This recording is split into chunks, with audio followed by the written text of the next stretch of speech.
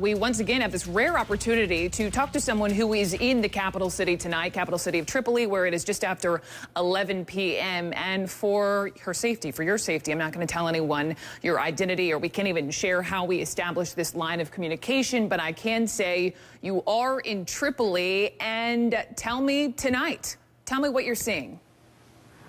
What I'm seeing is everybody's scared. Everybody are in their homes. Everybody are afraid. They don't know what's happening.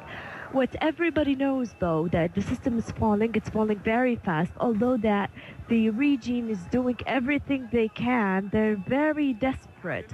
They're trying all the means of breaking all means of communication. I just found out right now that they're trying to track everybody who's using internet, everybody who's calling media from their phones. They're also recruiting people. Their job is to call independent channels and giving them false information. So the international media wouldn't be a credible source anymore. There is a war, a massive war against the international media. There's a massive war against independent journalists.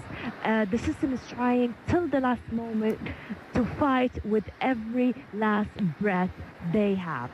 How many days? I know we spoke this time yesterday. You told me you're fearing for your life, that you can't get out on the streets of Tripoli. How many days have you been holed up in your home? So far, 6 days. I can't even see my family. I can't see anybody. For 5 or 6 days. So how do you eat? Are you running out of food? Since the action happened in Benghazi, people had run into whatever shop they can find open, and they've been saving whatever they can get from essentials, whether it was vegetables, whether it was bread. They've been just putting everything in freezers. How many days can you continue to live like this? I honestly don't know, but for me, I have enough stock to last me for another month. You do. We were hearing from our U.S. Secretary of State, Hillary Clinton. She was echoing the same sentiment that our own President Obama, had made, that being that they are vehemently against all the violence there in your country of Libya. But in speaking with our correspondent there, it's a message that he imagined was falling on deaf ears when it comes to your leader, that Muammar Gaddafi doesn't care what the U.S. has to say. Would you agree?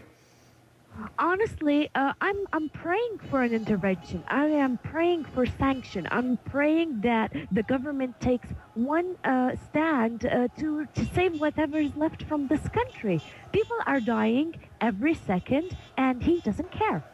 He can kill the whole country just for him to stay in his chair, and he's going to be lasting like the only person lasting in this country. We are hearing that we'll be hearing live from President Obama in about an hour. Speaking as a native Libyan, what would you want to hear him say? I want him to say that he supports Libya, that he will do whatever he can to save the lives and to stop this mascara happening. What are you seeing from your balcony? Right now, the streets are empty, although the government has been sending text messages and trying so hard to push people to get out of the streets. But all the people are afraid in their homes. They're trying to stay as safe as possible.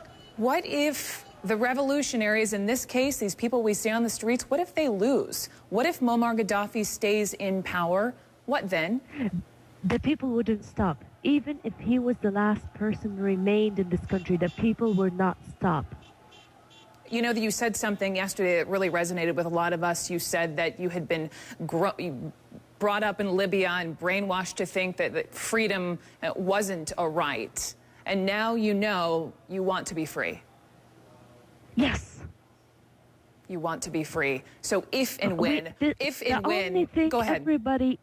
The only thing everybody's praying for, the only thing that keeps this society all together, the only thing that keeps everybody fighting against what's happening is the word freedom. We've been occupied by a person from our own land, and it is not fair. Let me end on this with you. What does freedom mean to you? Freedom means that I can go out and feel safe.